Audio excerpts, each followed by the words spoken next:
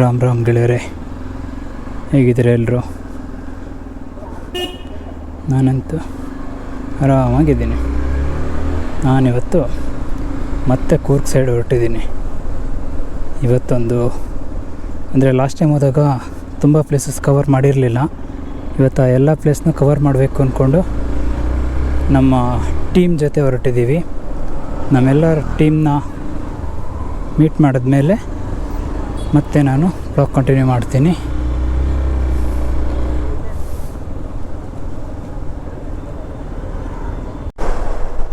Finally Sudhanshu ಮತ್ತು ದಿಲೀಪ್ ಅವ್ರು ಸಿಕ್ಕಿದ್ರು.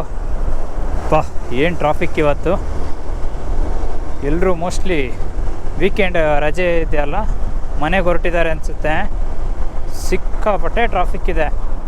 ಅದಲ್ಲದೆ ಈ ಸ್ಯಾಡಲ್ ಬ್ಯಾಗ್ ಬೇರೆ ಹಾಕಿದ್ದೀನಿ. ನನಗಂತೂ ಫಸ್ಟ್ ಟೈಮ್ ಈ ಸ್ಯಾಡಲ್ ಬ್ಯಾಗಿ ಹಾಕಿ ಓಡಿಸೋದ್ರಿಂದ ತುಂಬಾ ಕಷ್ಟ ಅನ್ನಿಸ್ತು. ಹೋಗ್ತಾ ಹೋಗ್ತಾ ಅಭ್ಯಾಸ ಆಗುತ್ತೆ.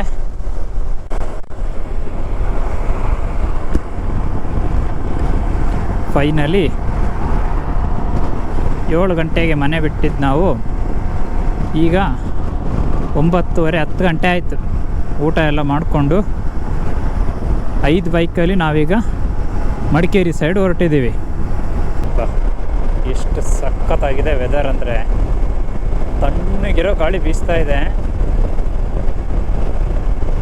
ಈ ರೋಡ್ ಸೈಡಲ್ಲಿರೋ ಆ ಬೀದಿ ದೀಪದ ಲೈಟು, ಅದ್ರ ಮಧ್ಯದಲ್ಲಿ ಗಾಡಿಗಳು ಹೋಗೋದು ಒಂಥರ ಸ್ವರ್ಗದಲ್ಲಿದ್ದ ಥರ ಫೀಲ್ ಆಗ್ತಿದೆ. ಆಲ್ಮೋಸ್ಟ್ ಈಗ ಟೈಮ್ ಬಂದು 11 ಗಂಟೆ 5 ನಿಮಿಷ ಆಗಿದೆ. ನಾವೆಲ್ಲರೂ ನಾಗಮಂಗಲ ರೀಚ್ ಆಗಿದ್ದೀವಿ. ಇನ್ನೂ ತುಂಬ ದೂರ ಹೋಗಬೇಕು. ಒಂದು ಸ್ಮಾಲ್ ಬ್ರೇಕ್ ತಗೊಳ್ಳೋಣ ಅಂತ ಇಲ್ಲಿ ನಿಲ್ಲಿಸಿದ್ವಿ. ಇನ್ನೊಂದು ಸ್ವಲ್ಪ ಹೊತ್ತು ಬಿಟ್ಟು ಇಲ್ಲಿಂದ ಹೊರಡಬೇಕು. ನೋಡಿ, ನನ್ನ ವಾಯು ಫುಲ್ ಲೋಡ್ ಆಗಿದ್ದಾನೆ. ನೋಡಿ ಯಾವ ರೀತಿ ಕಾಣಿಸ್ತಾ ಇದ್ದಾನೆ ಅಂತ. ಸ್ನೇಹಿತರೆ, ಫೈನಲಿ ನಾವು ಮಡಿಕೇರಿ ತಲುಪಿದ್ವಿ. ಇಲ್ಲೀಗ ಸ್ವಲ್ಪ ಆಫ್ ರೋಡ್ ಇದೆ ಅನಿಸುತ್ತೆ, ನೋಡೋಣ.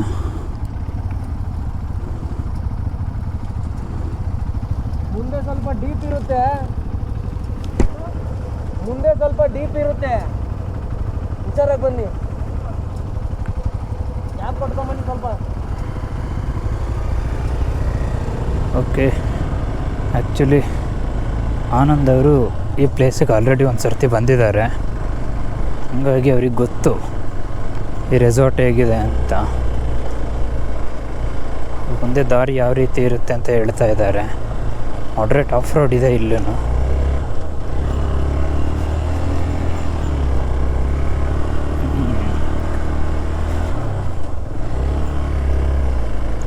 ಈ ನೈಟಲ್ಲಿ ಆಫ್ ರೋಡು ಸಖತ್ತಾಗಿದೆ. ಡೇ ಟೈಮಲ್ಲಿ ಬೇಕಾದಷ್ಟು ಆಫ್ ರೋಡ್ ಮಾಡಿದ್ದೆ, ಅಂದರೆ ನೈಟ್ ಟೈಮಲ್ಲಿ ಮಾಡ್ತಾ ಇರೋದು ಇದೆ ಫಸ್ಟ್. ಇಲ್ಲಿಂದ ಇನ್ನೊಂದು 700 ಮೀಟ್ರ್ ಅಷ್ಟೇ ಏನೋ ಇದೆ ಹೋಮ್ ಸ್ಟೇ. ಬಟ್ ಒಳ್ಳೆ ಫಾರೆಸ್ಟ್ ಒಳಗಡೆ ಮಾಡಿದ್ದಾರೆ ಮಾತ್ರ. ಅಷ್ಟು ಈಸಿಯಾಗಿ ಯಾರೂ ಬರೋದಕ್ಕಾಗಲ್ಲ ಇಲ್ಲಿಗೆ. ಇಲ್ಲೆಲ್ಲ ಫಾಗ್ ಲೈಟ್ ಇಲ್ಲ ಅಂದರೆ ಭಾರಿನೇ ಕಷ್ಟ. ಬಂದ್ವಿ.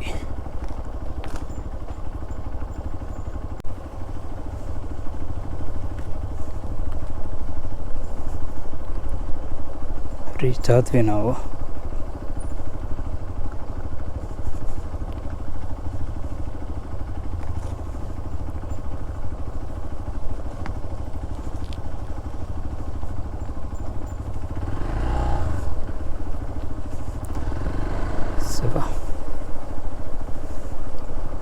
Fully tired.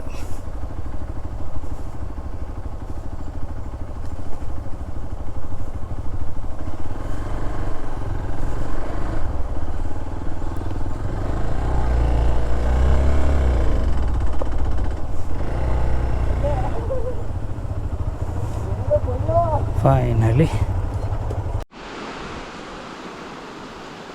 ನೋಡಿ, ಇದೇ ನಾವು ಸ್ಟೇ ಆಗಿದ್ದು ಹೋಮ್ ಸ್ಟೇ.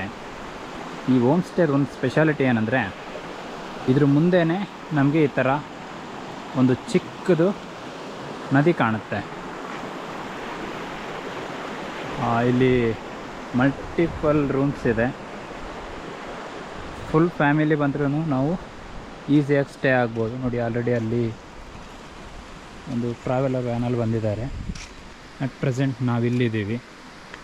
ಏನು ನಾವು ಸ್ಟೇ ಆಗ್ತೀವಿ ಅದ್ರ ಮುಂದೆನೇ ಆ ನದಿನೂ ಹರಿಯುತ್ತೆ. ಸುತ್ತ ಕಾಫಿ ತೋಟ ಸಖತ್ತಾಗಿದೆ ಮಾತ್ರ.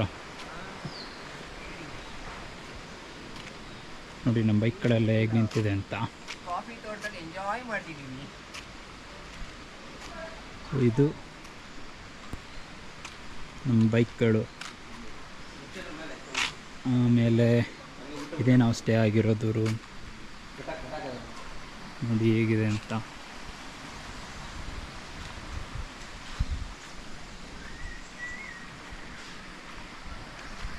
ಸುತ್ತ ಕಾಫಿ ತೋಟ, ಒಳ್ಳೆ ನೇಚರ್ ಮಧ್ಯದಲ್ಲಿದ್ದೀವಿ.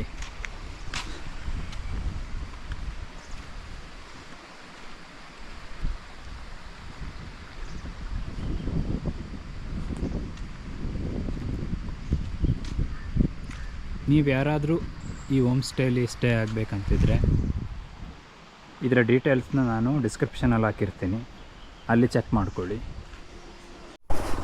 ಫೈನಲಿ ಬೆಳಿಗ್ಗೆ ಎದ್ದು ಬ್ರೇಕ್ಫಾಸ್ಟೆಲ್ಲ ಮುಗಿಸಿ ನಾವೀಗ ಮಂಡಲ್ಪಟ್ಟಿ ಪೀಕ್ ಹೋಗೋಣ ಅಂತ ಹೊರಟಿದ್ದೀವಿ. ಎಲ್ಲಿಂದ ವಿತಿನ್ ಒಂದು 10 ಕಿಲೋಮೀಟ್ರಲ್ಲಿ ನಮ್ಗೆ ಅದು ಪೀಕ್ ಸಿಗುತ್ತೆ. ಬೇಗ ಹೊರಡೋಣ ಅಂದ್ಕೊಂಡ್ವಿ, ಬಟ್ ರೀಚ್ ಆಗಿದ್ದು ತುಂಬ ಲೇಟ್ ಆಯ್ತಲ್ವ. ಸೊ ಎಲ್ಲರೂ ಸ್ವಲ್ಪ ರೆಸ್ಟ್ ಮಾಡಿಬಿಟ್ಟು ಫ್ರೆಶ್ ಅಪ್ ಆಗಿ ಮತ್ತು ತಿಂಡಿ ಬರೋದು ಸ್ವಲ್ಪ ಲೇಟ್ ಆಯಿತು. ಸೊ ಎಲ್ಲ ಮುಗಿಸ್ಕೊಂಡು ಈಗ ಹೊರಟಿದ್ದೀವಿ.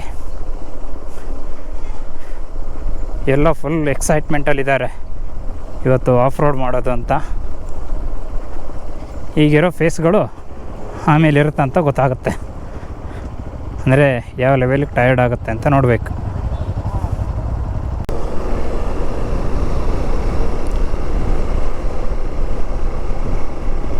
ಚಿಕ್ಕವರಿದ್ದಾಗ ಇದೇ ವೆದರಲ್ಲಿ ನಾವು ಬೆಳೆದಿದ್ದು. ಈಗ ಬೆಂಗಳೂರಿಗೆ ಹೋದ್ಮೇಲೆ ನಮ್ಮೂರಿಗೆ ನಾವು ಹೊಸಬ್ರಾಗ್ಬಿಟ್ಟಿದ್ದೀವಿ.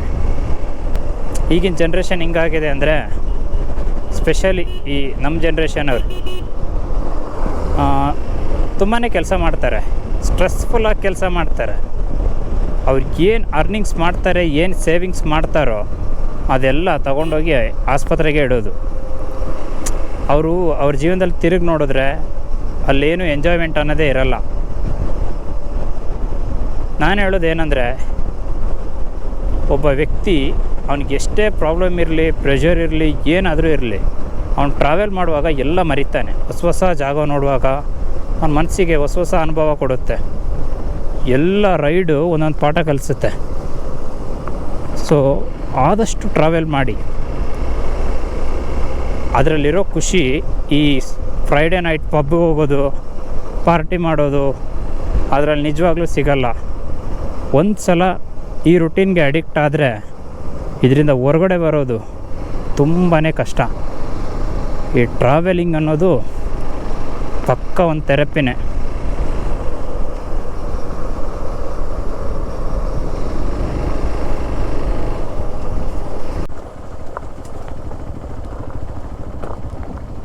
ನೋಡಿ ಇದೆ ಮಂಡಲ್ಪಟ್ಟಿಗೆ ಹೋಗೋ ರೋಡು. ಇಲ್ಲೇ ಈ ಲೆವೆಲಿಗಿದೆ.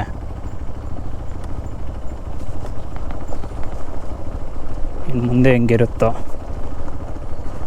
ಹತ್ಸೋದು. ನಿಜವಾಗ್ಲೂ ಹೇಳ್ತೀನಿ, ಹತ್ಸೋದು ಕಷ್ಟ ಅಲ್ಲ. ಎಂಥ ಪ್ಲೇಸೇ ಆಗಲಿ ಹತ್ತಿಸ್ಬೇಕಾದ್ರೆ ಯಾರು ಬೇಕಾದರೂ ಹತ್ತಿಸ್ತಾರೆ. ಬಟ್ ಇಳಿಸೋದಿದೆಯಲ್ಲ, ಅದಕ್ಕೆ ಆ್ಯಕ್ಚುಲಾಗಿ ಸ್ಕಿಲ್ ಬೇಕು. ಹತ್ತಿಸ್ಬೇಕಾದ್ರೆ ಗಾಡಿ ಪವರ್, ಇಳಿಸ್ಬೇಕಾದ್ರೆ ಎಲ್ಲ ನಮ್ಮ ಮೇಲೆ ಡಿಪೆಂಡ್ ಆಗಿರುತ್ತೆ.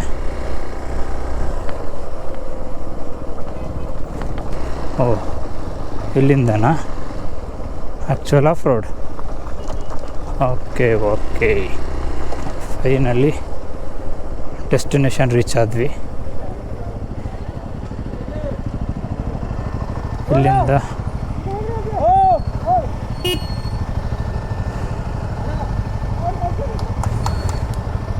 ಸ್ವಲ್ಪ ಓಕೆ, ಇಲ್ಲಿ ಟಿಕೆಟ್ ಎಷ್ಟು ಅಂತ ನಾನು ನಿಮಗೆ ಮತ್ತೆ ಅಪ್ಡೇಟ್ ಮಾಡ್ತೀನಿ. ಸರಿ, finally most awaited off roading trail. ಇಲ್ಲೇನಾದರೂ ರೆಕಾರ್ಡಿಂಗ್ ಮಿಸ್ ಆದರೆ ಕಷ್ಟನೇ.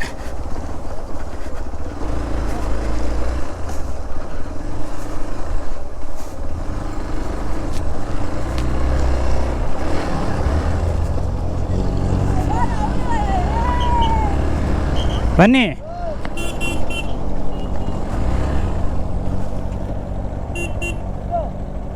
ಓಕೆ,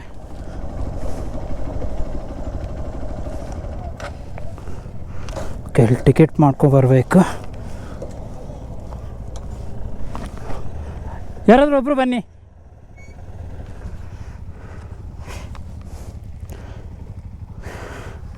ಇಲ್ಲಿ ಟಿಕೆಟ್ ಮಾಡಬೇಕು. ಓಕೆ,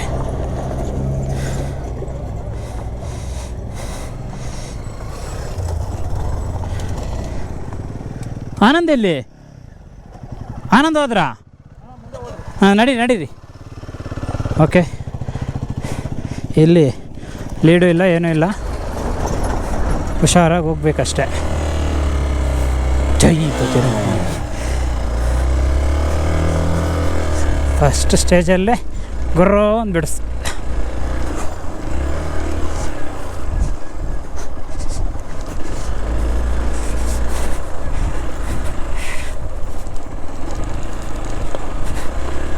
ಆಫ್ ರೋಡ್ ಅಂತ ಯಾರೆಲ್ಲ ಹೇಳ್ತಾಯಿದ್ರು ಅವ್ರಿಗೆಲ್ಲ ಈ ಪ್ಲೇಸ್ ಮಾಡಿಸ್ದಂಗಿರುತ್ತೆ. ಎಲ್ಲೋದು ಅಂತಲೇ ಗೊತ್ತಾಗಲ್ಲ. ಎಷ್ಟು ಹುಷಾರಾಗಿದ್ರೂ ಸಾಲಲ್ಲ ಇಲ್ಲಿ.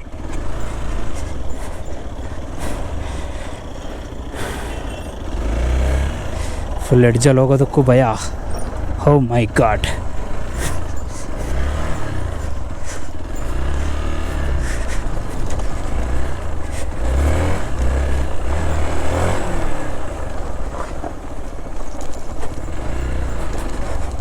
ವಾವ್,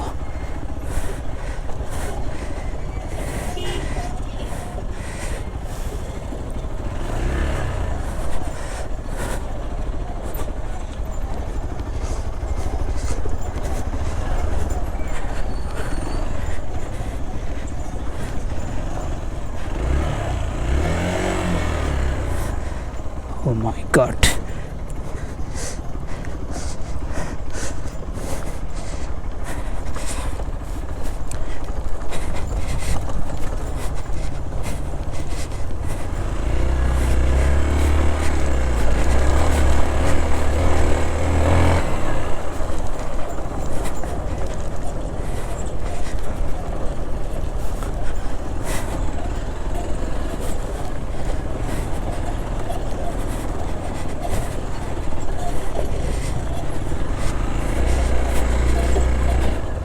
ಈ ಜೀಪ್ನ ಮುಂದೆ ಹಾಕೋದು, ಹಿಂದೆ ಹಾಕೋದು, ಹಂಗೆ ಹೋಗೋದು ಗೊತ್ತಾಗ್ತಿಲ್ಲ.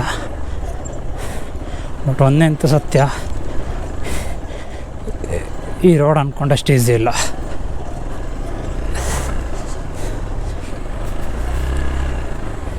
ಬಟ್ ಏನಂದರೆ ಒಂದು ಆಫ್ ರೋಡ್ ಎಕ್ಸ್ಪೀರಿಯೆನ್ಸ್ ಮಾಡಬೇಕು, ಅದು ತುಂಬ ಆಸೆ ಇತ್ತು ಈ ಬೈಕಲ್ಲಿ. ಅದಂತೂ ಪಕ್ಕ ನೆರವೇರ್ತಿದೆ. ಈ ಸರ್ತಿ ಈ ವೆದರಲ್ಲಿ ಒಂದು ಅಡ್ವಾಂಟೇಜ್ ಏನಂದರೆ ಮಳೆ ಇಲ್ಲ. ಸ್ವಲ್ಪ ಮಳೆ ಇಲ್ಲ, ಸ್ಕಿಡ್ ಆಗೋದು ಕಡಿಮೆ. ಅದು ಬಿಟ್ಟರೆ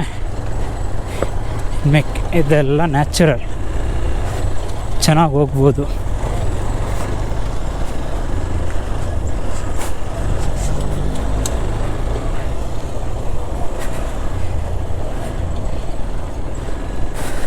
ಹೋಗಲಿ ಎಲ್ಲರೂ ಮುಂದೆ. ನಾನು ಆ್ಯಕ್ಚುಲಿ ಏರ್ ಚೆಕ್ ಮಾಡಿಸ್ಬೇಕಿತ್ತು. ಯಾಕೋ ಏರ್ ಕಡಿಮೆ ಇದೆ ಅಂತ ಫೀಲ್ ಆಗ್ತಿದೆ. ಗಾಡಿ ಲೈಟ್ ವೆಯ್ಟ್ ಇದ್ದಷ್ಟು ಒಳ್ಳೆಯದು. ಯಾವಾಗ ಗಾಡಿ ವೆಯ್ಟ್ ಜಾಸ್ತಿ ಆಗುತ್ತೋ ಆಗ ಇಂಥ ಆಫ್ ರೋಡ್ಗಳೆಲ್ಲ ಕಷ್ಟ.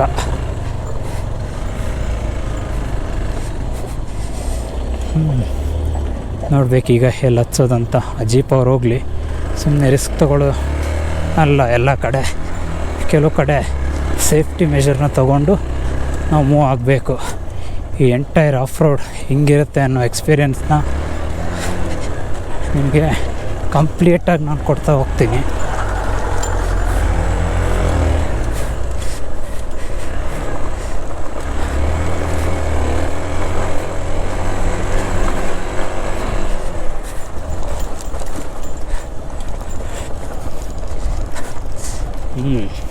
ಇಲ್ಲಿ ಫ್ರಂಟ್ ಬ್ರೇಕ್ ಹಿಡ್ಕೊಳ್ಳೋದು ಭಾರಿ ಕಷ್ಟನೇ ಇದೆ, ಯಾಕಂದರೆ ರೋಡ್ ನಾವು ಎಕ್ಸ್ಪೆಕ್ಟ್ ಮಾಡಿದ ಥರ ಇಲ್ಲ. ಸೊ ಆದಷ್ಟು ಫ್ರಂಟ್ ಬ್ರೇಕ್ನ ಅವಾಯ್ಡ್ ಮಾಡ್ಕೊಂಡು ಹೋಗೋದು ಬೆಟರ್ ಆಗಿರುತ್ತೆ. ಸೊ ಈ ಜೀಪ್ ಅವರಂತೂ ಇಲ್ಲಿ ಪಳಗಿರ್ತಾರೆ ಪಕ್ಕ.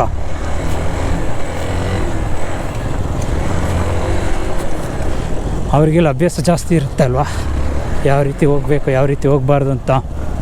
ಸೊ ಸುಧು ಬರಲಿ ಜೀಪ್ ಅವ್ರು ಹೋಗಲಿ. ಸುಧು ಏ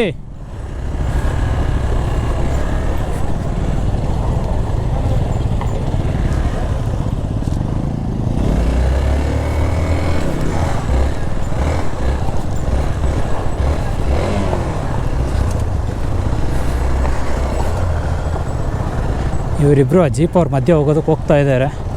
ಬಟ್ ಪ್ರಾಬ್ಲಮ್ ಏನಂದರೆ ಆ ಜೀಪ್ ಅವ್ರ ಮಧ್ಯೆ ಹೋದರೆ ನಾವು ಲಾಕ್ ಆಗೋಗ್ತೀವಿ. ವಾವ್,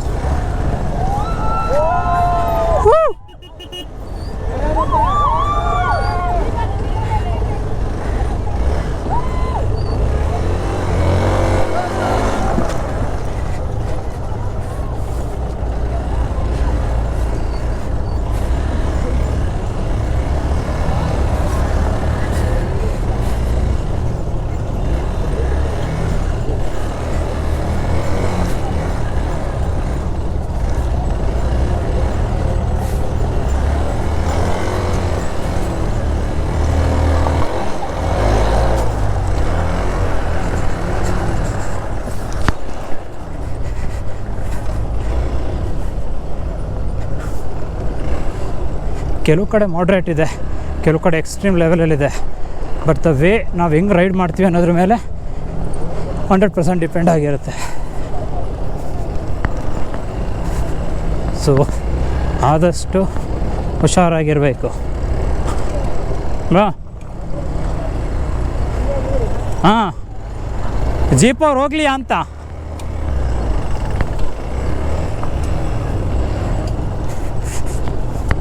ಆ್ಯಕ್ಚುಲಿ ಈಗಷ್ಟು ಮಜಾ ಇಲ್ಲ. ಮಳೆಗಾಲದಲ್ಲಿ ಏನಾದರೂ ಇಲ್ಲಿ ಬಂದರೆ ನೆಕ್ಸ್ಟ್ ಲೆವೆಲ್ ಮಾತ್ರ ಅದು.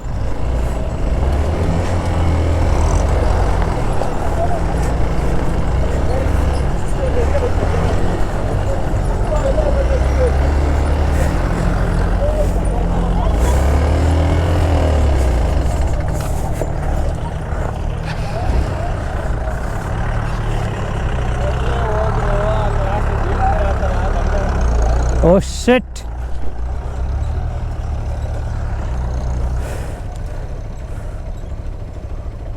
ಸುಧು ಬ್ರೋ ಸ್ಕಿಡ್ ಆದ್ರೆ ಅನಿಸುತ್ತೆ.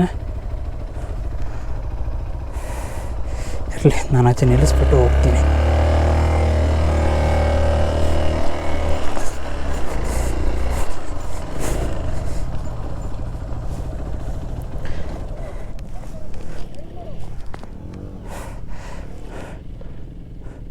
ಅವ್ರದ್ರಲ್ಲಿ ರೋಲ್ ಆಗ್ತಿದೆ.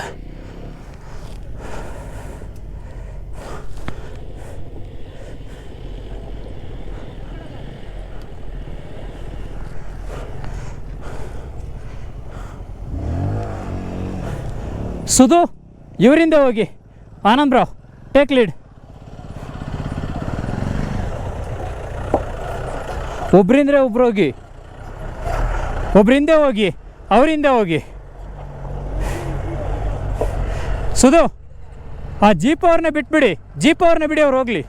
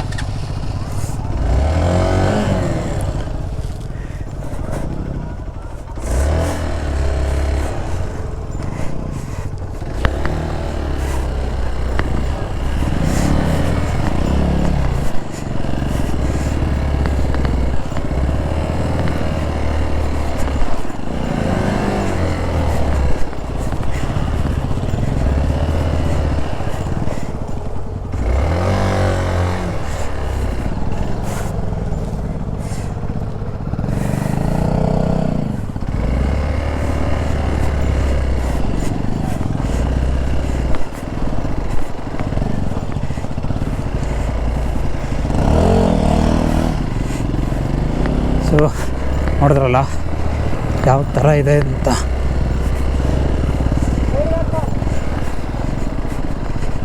ಅದು ಬ್ರೋ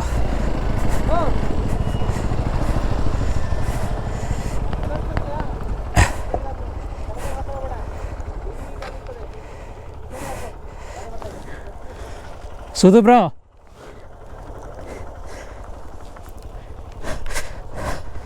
ಸ್ಟ್ರೆಸ್ ತಗೊಳಕ್ ಹೋಗ್ಬೇಡಿ. ಫಸ್ಟ್ ಗೇರ್ ಫಸ್ಟ್ ಗೇರ್ ಬಿಟ್ಟು ಬೇರೆ ಯಾವ ಗೇರು ಹಾಕಬೇಡಿ. ಸೆಕೆಂಡ್ ಗೇರು ಬೇಡ, ಯಾಕಂದರೆ ಗಾಡಿ ಜಂಪ್ ತಗೊಳುತ್ತೆ. ಸೊ ನೀವು ಎಷ್ಟು ಆಫ್ ಕ್ಲಚ್ಚಲ್ಲಿ ಆಟ ಆಡಿ ಅಷ್ಟೇ. ಆಫ್ ಕ್ಲಚ್ಚು, ಎಕ್ಸ್ಲೇಟ್ರು ಮತ್ತು ಬ್ಯಾಕ್ ಬ್ರೇಕ್, ಆದಷ್ಟು ಇದು ಮೂರನ್ನ ನೋಡ್ಕೊಳ್ಳಿ ಅಷ್ಟೇ. ಸೈಡಿಗೆ ಬನ್ನಿ, ಸೈಡಿಗೆ ಬನ್ನಿ.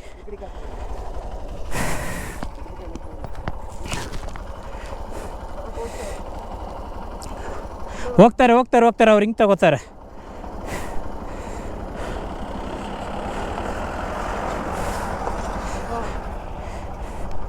ಆರಾಮಾಗಿದೆ, ಇದೊಂದಷ್ಟೇ, ಮಿಕ್ಕಿದೆಲ್ಲ ಆರಾಮಾಗಿದೆ. ಹಾಂ, ಇಳಿಸ್ಬೇಕಾದ್ರೂ ಅಷ್ಟೇ ಸುದು, ತಲೆ ಕೆಡ್ಸ್ಕೊಬೇಡ.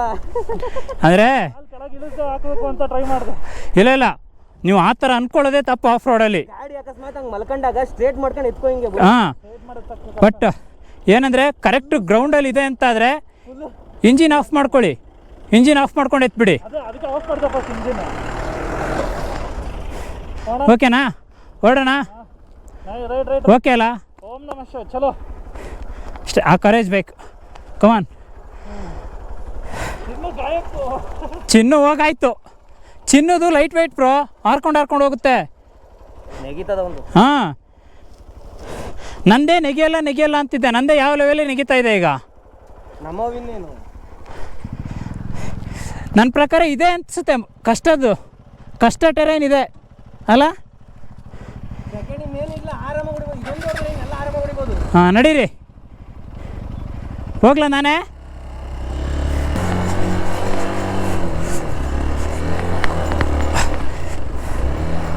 ಆಹಾ, ಏನು ಮಜಾ ಅಂತೀರಾ.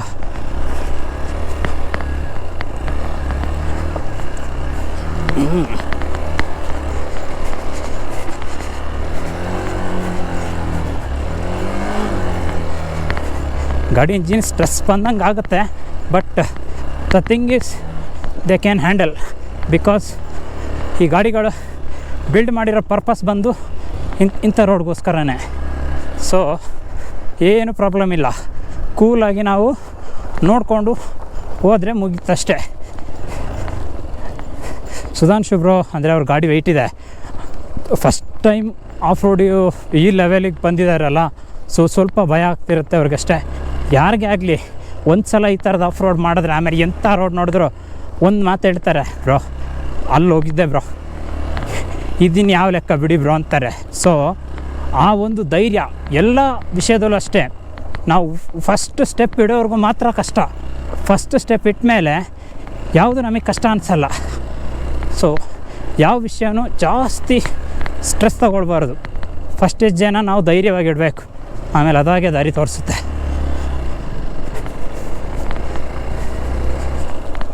ನಿಮ್ಗೆ ಅನ್ನಿಸ್ತಾ ಇರ್ಬೋದು ನನ್ನ ವಾಯ್ಸ್ ಕರೆಕ್ಟ್ ಕೇಳಿಸ್ತಿದೆಯಾ ಇಲ್ವಾ ನನಗೆ ಅಂದಾಜಾಗ್ತಾಯಿಲ್ಲ. ಬಿಕಾಸ್ ಗಾಡಿ ಶೇಕ್ ಆಗ್ತಾ ಇರೋ ಲೆವೆಲ್ಗೆ ನನ್ನ ಬಾಡಿ ಅಂದರೆ ಉಸಿರು ಒಂಥರ ಲೈಕ್ ಈ ರನ್ನಿಂಗ್ ಆದಾಗ ಉಸಿರು ಯಾವ ಥರ ಹೇಳ್ಕೊತೀನಿ ಆ ಥರ ಫೀಲ್ ಆಗ್ತಿದೆ. ನನ್ನ ಪ್ರಕಾರ ಅರ್ಧ ಕೇಳಿಸ್ಬೋದು, ನೋಡೋಣ.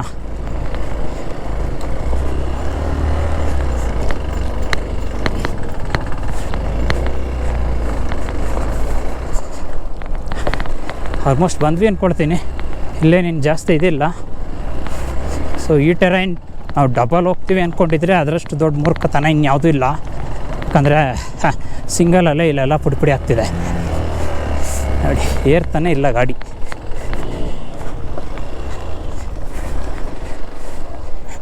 ಯಾಕಿಲ್ವಂದ, ಇಲ್ಲಿ ರೋಡ್ ಇದೆ ಇಲ್ವಾ ಅಂತಲೂ ಗೊತ್ತಿಲ್ಲ.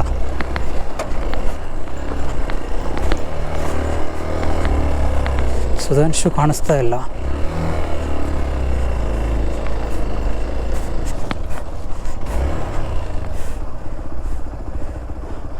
ಓಕೆ, ಬಂದರು.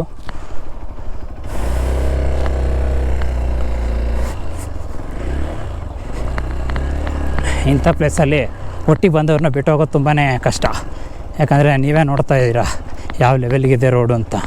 ಸೊ ಈ ಥರ ಎಲ್ಲ ಇದ್ದಾಗ ನಾವು ಅವರೊಬ್ಬರನ್ನೇ ಬಿಟ್ಟು ಹೋದರೆ ಸರಿಯಾಗಲ್ಲ. ಚೆನ್ನು ಹೋಗ್ಬಿಟ್ಟ ಪಾಪ, ಅವನಿಗೇನು ಅವನ ಗಾಡಿ ಲೈಕ್ ಜಂಪ್ ಆಗುತ್ತೆ, ಅದನ್ನೊಂದು ಕಂಟ್ರೋಲ್ ಮಾಡ್ಕೊಳ್ತಾರೆ. ಬಟ್ ಸುಧಾಂಶು ಅವ್ರ ಬೈಕ್ ಇದೆಯಲ್ಲ ಹೆವಿ, ಇಂಜಿನೇ ಹೆವಿ. ಅದು ಒಂದು ಕಾನ್ಫಿಡೆನ್ಸ್ ಕೊಡೋವರೆಗೂ ಅವ್ರ ಜೊತೆ ನಿಲ್ಬೇಕಷ್ಟೇ. ಯಾರಾದರೂ ಒಬ್ಬರು ಸ್ವಲ್ಪ ಭಯದಲ್ಲಿರ್ತಾರೆ. ಅದು ಬಗ್ದಾಗ ಪಾಪ ಅವರು ಆ ಬೈಕ್ ಮೇಲಿರೋ ಲವ್ ಇದೆಯಲ್ಲ ಬಾಯ್ಸ್ಗೆ, ಅದಕ್ಕೆ ಯಾವುದೂ ಸರಿಸಾಟಿ ಇಲ್ಲ ಬಿಡಿ. ಯಾಕಂದರೆ ಆ ಲೆವೆಲಿಗೆ ಬೈಕ್ ಬಗ್ದಾಗಲೂ ಅದನ್ನು ಕೆಳಗಡೆ ಬಿಡದೆ ಅವ್ರು ಧೈರ್ಯವಾಗಿ ಇಟ್ಕೊಂಡು ನಿಂತ್ರಲ್ಲ, ಅದನ್ನು ಮೆಚ್ಕೋಬೇಕು.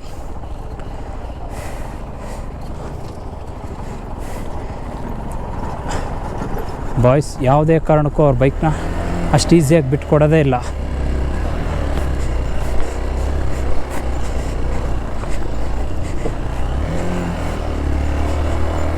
ಏನಂದರೆ ಅವ್ರು ಕಾಲು ಕೆಳಗಿಡಬಾರ್ದು ಅಂತ ಹೇಳಿದ್ರು, ಬಟ್ ಆ ಥರ ಅಂದ್ಕೊಳ್ಳೋದು ತಪ್ಪು. ಯಾಕಂದರೆ ಇದು ರೋಡಲ್ಲ, ಕಾಲು ಕೆಳಗಿಡಬಾರ್ದು. ಕಾಲು ಕೆಳಗಡೆ ಇಟ್ಟೇ ಓಡಿಸ್ಬೇಕಾಗುತ್ತೆ ಕೆಲವು ಸಿಚುವೇಷನಲ್ಲಿ. ಸೊ ಆದಷ್ಟು ಹುಷಾರಾಗಿ ಓಡಿಸ್ಕೊಂಡು ಹೋಗ್ಬೇಕಷ್ಟೆ. ಕಾಲು ಕೆಳಗಿಡ್ತೀನ ಅದೆಲ್ಲ ಮ್ಯಾಟ್ರ್ ಆಗೋಲ್ಲ. ನಾನು ಏನೂ ಪ್ರಾಬ್ಲಮ್ ಇಲ್ಲದೆ ಇಲ್ಲಿಗೆ ಬಂದನಾ, ರೀಚ್ ಆದ್ನಾ, ಅದು ಮ್ಯಾಟ್ರ್ ಆಗೋದು. ಸೊ ಏನಂದರೆ ಎಲ್ಲ ಒಂದು ಎಕ್ಸ್ಪೀರಿಯೆನ್ಸ್ನ ರಿಕ್ವೈರ್ ಮಾಡುತ್ತೆ ಅಷ್ಟೇ. ಸೊ ಈಗ ಇದು ಇವ್ರಿಗೊಂದು ಹೊಸ ಎಕ್ಸ್ಪೀರಿಯೆನ್ಸ್. ಇದು ಅವ್ರಿಗೆ ಮಾತ್ರ ಅಲ್ಲ, ಇವನ್ ನನಗೂ. ನಾನು ಫಸ್ಟ್ ಟೈಮ್ ಈ ಥರ ಬೈಕ್ ತೊಗೊಂಡು ಆಫ್ ರೋಡ್ ಅಂತ ಬರ್ತಾ ಇರೋದು. ಇಲ್ಲಾರು ನಡ್ಕೊಂಡೇ ಬಂದಿದ್ದಾರೆ, 4 ಕಿಲೋಮೀಟ್ರ್ ಒಂದು ಸೈಡ್ ಇದೆ. ಬಟ್ ಇವ್ರ ಧೈರ್ಯಕ್ಕೂ ನಂದೊಂದು ಸಲಾಮ್. ಕಾಲು ನೋವು ಬರುತ್ತೆ, ಈಗ ನಮ್ಮ ಮೈಕ ಎಲ್ಲ ನೋವು ಬರ್ತಾಯಿದೆ ಅಷ್ಟೇ. ಮೊನ್ನೆನೂ ನಿದ್ದೆ ಇಲ್ಲ, ನಿನ್ನೆನೂ ನಿದ್ದೆ ಇಲ್ಲ. ಈಗ ಇಂಥ ಟೆರೈನಲ್ಲಿ ದಟ್ಸ್ ಅವು ನಮ್ಮಂಥ ಬೈಕರ್ಸ್ ಲೈಫ್ ಇರೋದು. ಸೊ ಅದೇ 1-2 ಪ್ಲೇಸ್ ಸ್ವಲ್ಪ ದಪ್ಪ ಕಲ್ಲಿತ್ತಲ್ಲ, ಅಲ್ಲಿ ಸ್ವಲ್ಪ ಕಷ್ಟ ಅನ್ನಿಸ್ತು. ಆಮೇಲೆ ಏನಷ್ಟೊಂದು ಆ ಲೆವೆಲಿಗೆ ಕಷ್ಟ ಅಂತ ಏನಿಲ್ಲ, ವಿ ಕ್ಯಾನ್ ಮ್ಯಾನೇಜ್. ಇಂಥ ಜಾಗದಲ್ಲಿ ಸ್ಪೀಡು ಮ್ಯಾಟ್ರ್ ಆಗೋಲ್ಲ. ಯಾಕಂದರೆ ಈ ರೋಡ್ ಬಂದುಬಿಟ್ಟು ಸ್ಪೀಡ್ಗೋಸ್ಕರ ಇರೋದಲ್ಲ.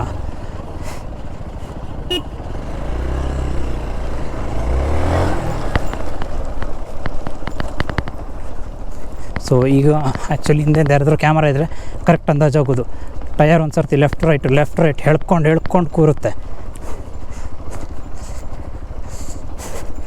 So tension ತಗೊಳ್ಳದೆ ಬರಬೇಕಿಲ್ಲಿ. ಅಲ್ಲಿ ನೋಡಿ ಆಲ್ರೆಡಿ ಯಾರೋ ಪೀಕ್ನ ರೀಚ್ ಆಗಿರೋರು ರಿಟರ್ನ್ ಬರ್ತಾ ಇದ್ದಾರೆ. ಅದು ಡಬಲ್. ವಿ ಹ್ಯಾವ್ ಟು ಸಲಾಮ್ RB ಬೈಕ್. ನೈಸ್. ನಾವು ವರ್ಕ್ ಮಾಡೋ ಕಂಪ್ನಿ ಬೈಕ್ಗಳನ್ನ ನೋಡೋದಕ್ಕೂ ಥರ ಖುಷಿಯಾಗತ್ತೆ. ಸುಧುಬ್ರು ತುಂಬ ಹಿಂದೆ ಆದರು.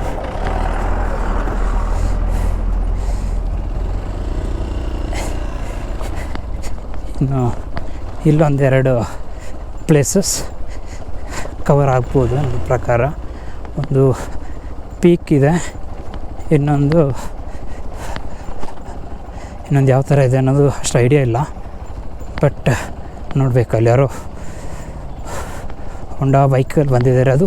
ಬಟ್ ಇಂಥ ಜಾಗದಲ್ಲಿ ಡಬಲ್ಸ್ ಬರೋದಕ್ಕೆ ಅದು ಹೆಂಗೆ ಮನ್ಸು ಮಾಡ್ತಾರೆ ನನಗಂತೂ ಅರ್ಥ ಆಗಲಿಲ್ಲ.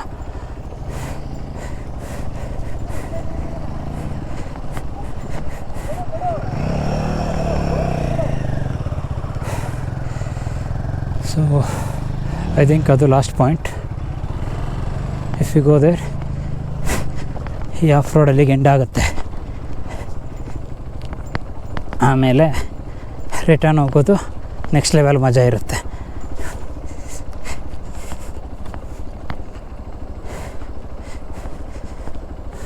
ಸುಧಾಂಶುಬ್ರಿಗೆ ಈಗ ಸ್ವಲ್ಪ ಧೈರ್ಯ ಬರುತ್ತೆ, ಯಾಕಂದರೆ ಅವ್ರು ಡಬಲ್ ಬಂದಿದ್ದಾರೆ. ಸೊ ನಾನು ಸಿಂಗಲ್ ಹೋಗ್ಬೋದು ಅನ್ನೋದೊಂದು ಅವ್ರ ಮನಸ್ಸಿಗೆ ಬರುತ್ತೆ ಪಕ್ಕ. ಸೊ ಇಟ್ಸ್ ಓಕೆ, ಆ ಥರ ಆಗೋದು ಕಾಮನ್. ಏನಂದರೆ ನಮ್ಮ ಧೈರ್ಯ ನಾವೇ ತಂದ್ಕೋಬೇಕಷ್ಟೆ.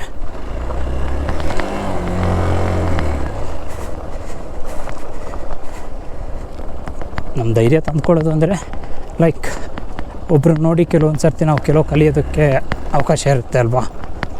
ಸೊ ಅದ್ರ ಬೇಸ್ ಮೇಲೆ ಹೇಳಿದಷ್ಟೇ ನಾನು.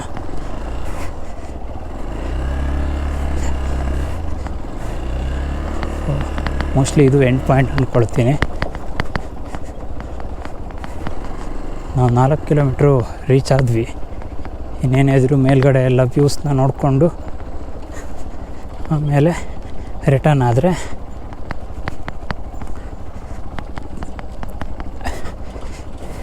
ನಾವು ಇವತ್ತು ಅಂದ್ಕೊಂಡಿದ್ದು first and most important place cover ಮಾಡಿದ್ವಿ ಅಂತ ಆಗುತ್ತೆ.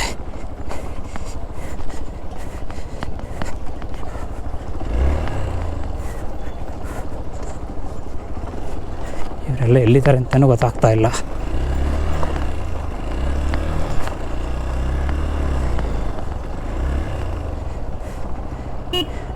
ಎಲ್ಲಿದೆ ಬೈಕು?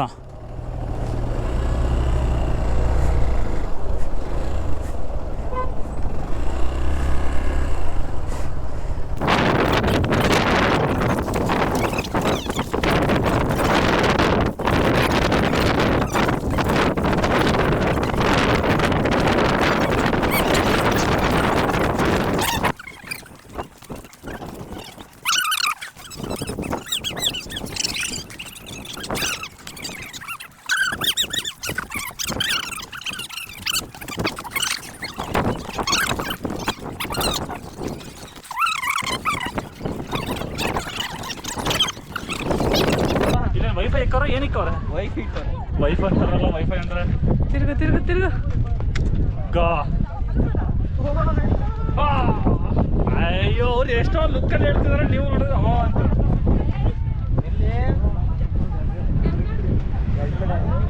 ತುಂಬ ತೆಳ್ಳಗಿರೋರು ಇದ್ರ ಮೇಲೆ ನಿಲ್ಬೇಡ್ರಪ್ಪ. ಇದ್ಯಾವ್ದು ನಾ ಲಾಸ್ಟ್ ಟೈಮ್ ಬಂದಾಗ ಹಿಂಗೆ ಹಿಂದಕ್ಕೆ ತಳ್ಳೋದು. ಮನೋಹರ್ ಬ್ರೋ, ನಿಮ್ಮ ಅಭಿಪ್ರಾಯ? ನನ್ನ ಅಭಿಪ್ರಾಯ ಸಾಕಾಗಲಿಲ್ಲ. ಇನ್ನೂ ಏನೋ ಬೇಕಿತ್ತು ಸರ್. ಇನ್ನೂ ಏನೋ ಬೆಳೆ ಬಂದಿದೆ, ಚೆನ್ನಾಗಿತ್ತು. ಯಪ್ಪ ಮಳೆದಾನೆ ಏನೋ ಬಂದು ಚೆನ್ನಾಗಿ. ಸೊ ಆ್ಯಕ್ಚುಲಿ ನಾವು ಬೈಕಲ್ಲಿ ಬಂದವರು ಅಲ್ಲಿ ಬೈಕ್ನ ಪಾರ್ಕ್ ಮಾಡಿ ಅಲ್ಲಿಂದ ನಡ್ಕೊಂಡು ಬರಬೇಕಾಗತ್ತೆ. 5 to 10 ಮಿನಿಟ್ಸಲ್ಲಿ ಟಾಪ್ನ ರೀಚ್ ಆಗ್ಬೋದು. ಈ ವಿಡಿಯೋ ನಿಮಗೆ ಇಷ್ಟ ಆಗಿದ್ದರೆ ಒಂದು ಲೈಕ್ ಮಾಡಿ, ಕಮೆಂಟ್ ಮಾಡಿ. ಇದೇ ಥರ ಹೆಚ್ಚಿನ ವೀಡಿಯೋಸ್ಗಾಗಿ ನನ್ನ ಚಾನಲ್ನ ಸಬ್ಸ್ಕ್ರೈಬ್ ಮಾಡಿ. ಬೆಲ್ ಐಕಾನ್ನ ಕ್ಲಿಕ್ ಮಾಡೋದು ಮಾತ್ರ ಮರಿಬೇಡಿ, ಯಾಕಂದರೆ ಯಾವುದೇ ವಿಡಿಯೋ ಅಪ್ಲೋಡ್ ಮಾಡಿದ್ರೂ ಫಸ್ಟ್ ನೋಟಿಫಿಕೇಷನ್ ನಿಮಗೆ ಬರುತ್ತೆ. Thank you.